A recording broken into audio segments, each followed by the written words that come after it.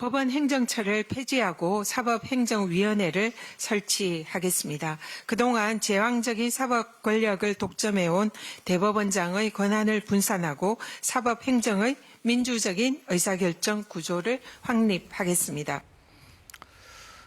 그러니까 지금 핵심이 대법원 직속의 행정기관으로 있는 법원 행정처를 이제 폐지하고 없애고 법관이 아닌 사람, 비법관도 참여하는 기구, 사법행정위원회를 새로 만들어서 이 기능을 일부 대체하겠다.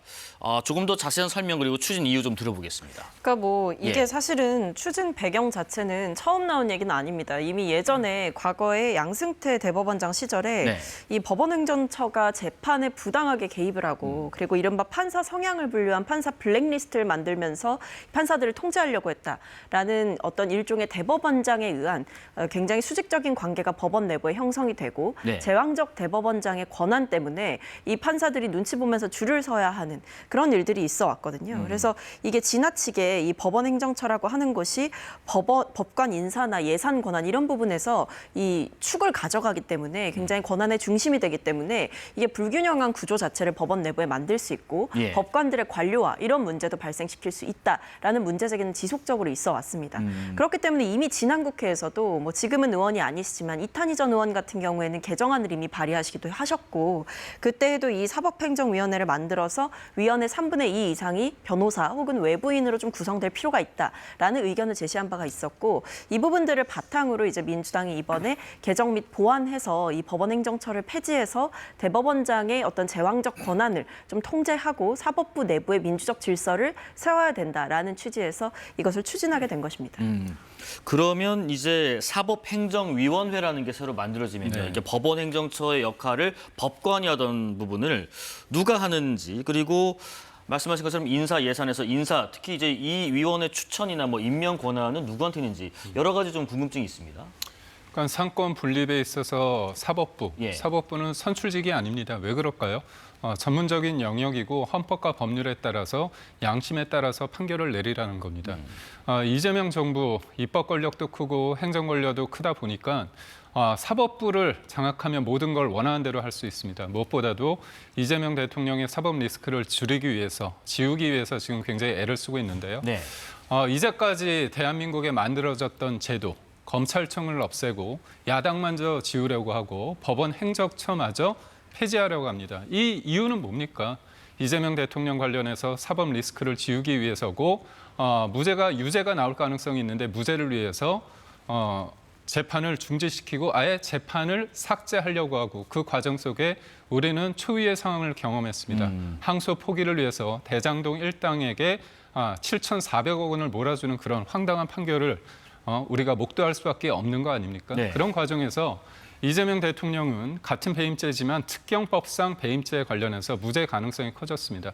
그런데 이게 말은 좋습니다. 어떤 사법행정위원회를 만든다고 하는데 그 위원회 구성을 봤을 때 학계나 법조계 인사들로 결정할 가능성이 있고 그렇다면 모든 것들은 악마는 디테일에 있다고 봤을 때 그 위원회 구성의 권한, 영향력을 누가 많이 행사할 수 있느냐. 그것은 정부와 그리고 친여 성향의 사람들이 그 자리를 채울 수밖에 없다는 측면을 말씀드리고요.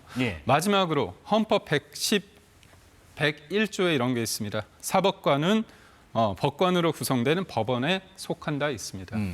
지금 말씀하신 이 우려가 아마 사법권 침해랄지 뭐 정치권에서 개입할 수 있는 여지, 사법의 정치화 이런 부분들에 대한 우려인 것 같은데 좀 수기가 더 필요하지 않느냐라는 의견도 있어요. 두 가지 좀 측면에서 좀 보완 설명해 주신다면요. 근데 말씀 주신 부분에 대해서 일단 좀 말씀을 드리면 이 사법권 안에 어떤 법원 행정처와 관련된 권한까지도 포함된다. 실제로 이 지적이 있었기 때문에 법원 내부에서의 반발도 있었고 어떤 위헌적 요소가 있는 것 아니냐라는 지적 때문에 이와 관련해서 법원 행정처 개혁과 관련해서 좌초되는 일이 지난번에 있었습니다. 근데 결과적으로 이번에 뭐가 달라졌냐라고 본다면 이 법관의 임명, 보직, 평정 등 법관 인사권은 이 사법행정위의 심의 의결을 거쳐서 결과적으로 대법원장이 결정하도록 했기 때문에 어떤 헌법 그 104조의 취지를 해치지 않는 선에서 이 내용을 그간 있었던 여러 가지 우려를 불식시킬 만한 이 수정 보완이 있었다라는 말씀을 먼저 드리겠고요. 네네. 그리고 여기에 대해서 지금 뭐 수기가 필요하지 않느냐라고 하는데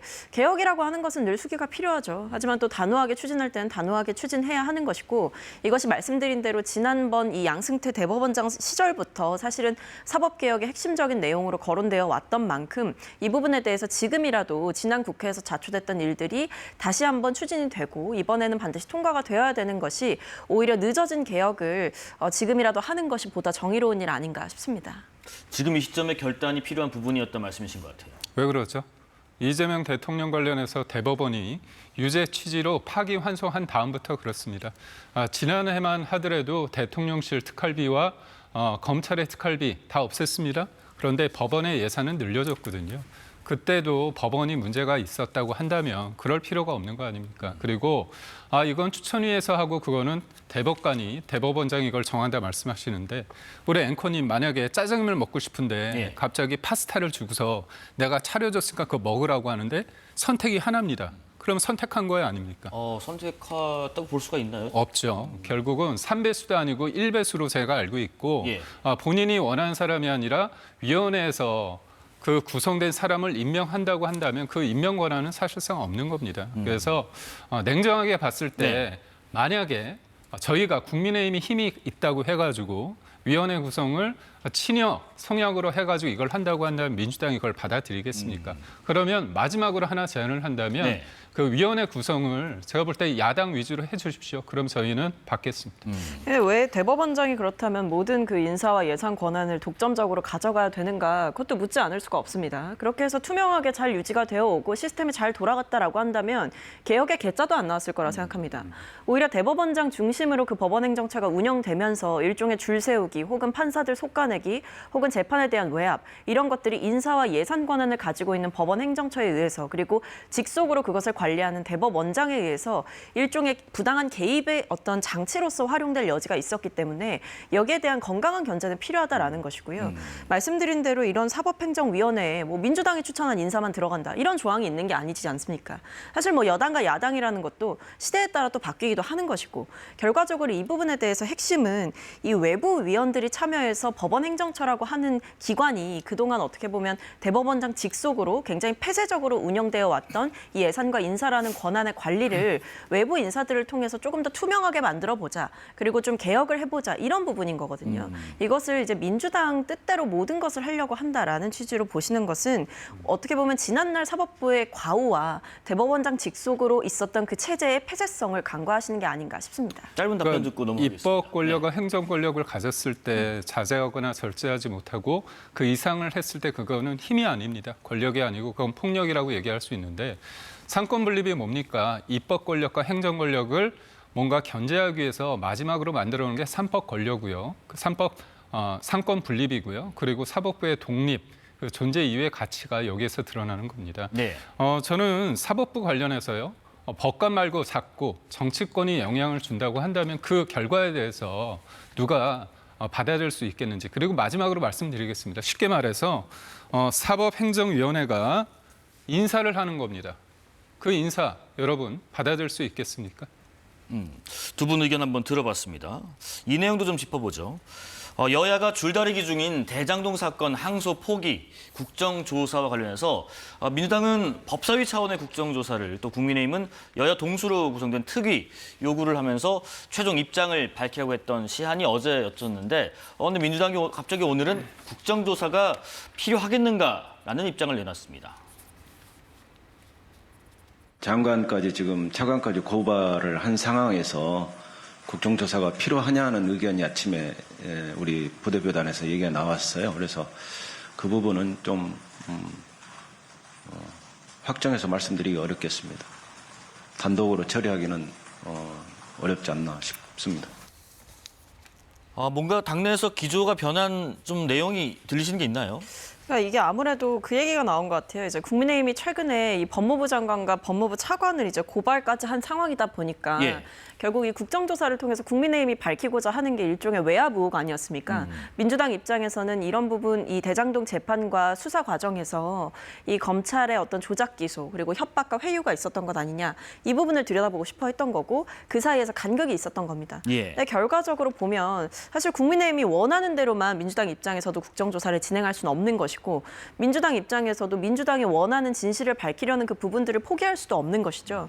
이 사이에서 협의를 하고 있었는데 결과적으로 이 법무부 장관과 차관에 대해서 외압이 있었던 거 아니냐라는 사실은 그런 의혹을 가지고 국민의힘이 고발까지 한 상황이라고 한다면, 여기에 대해서 국정조사가 한 번 더 시행된다라고 하는 것은 똑같은 일을 어떻게 보면 두 번 조사하게 되는 일이지 않느냐라는 문제 제기가 있었을 수 있다라는 네네. 생각이 들고, 여기에 대해서 다만 뭐 단독으로 처리하기는 어려울 것 같다, 혹은 확정해서 말씀드리기 어려울 것 같다라는 것은 지금 단독으로 이 국정조사를 빠르게 추진한다라는 부분에 대해서 기조는 일정 부분 변한 게 아닌가 싶습니다. 뭐 기존에도 사실은 협의를 계속 이어왔고 실제로도 정책위 의장께서도 뭐 협의가 이렇게 쉽지는 않지만 끝까지 얘기를 해보겠다라는 취지의 말씀을 계속 해오셨거든요. 근데 지속적으로 간극을 확인하는 일이 반복이 되다 보니까 이 사이에서 실질적으로 법무부 장관과 차관에 대한 고발까지 국민의힘에서 한 상황에서 이 국정조사를 국민의힘의 요구까지 받아들여서 하는 것이 과연 실효가 있겠느냐. 왜냐하면 민주당이 민주당 안대로 단독으로 처리하게 되면 또 그건 그거대로 반발을 할 거잖아요. 네. 그러니까 그러다 보니까 이게 협의에 대한 실익도 없는 상황이고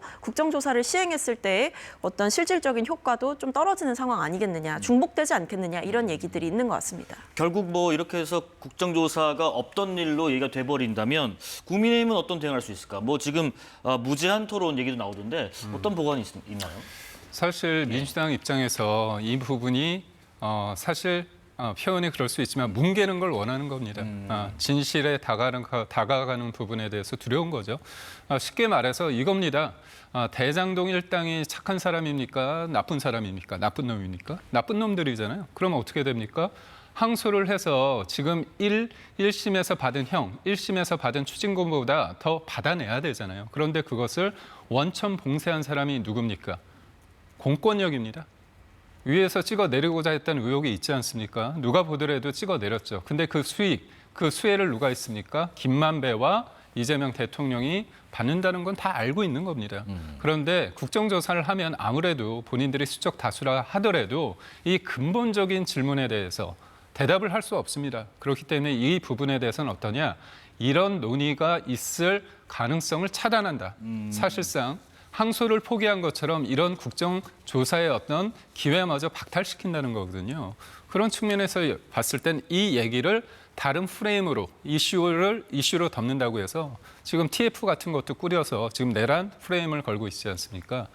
사실 이 문제에 관련해서 국민의힘이 야외에 나가서 여러 가지 문제 제기를 했을 때 민주당에서 얘기하는 게 국회에서 좀 얘기하자 이거 아닙니까? 그래서 저희가 질문을 드리고 토론을 하자고 했습니다.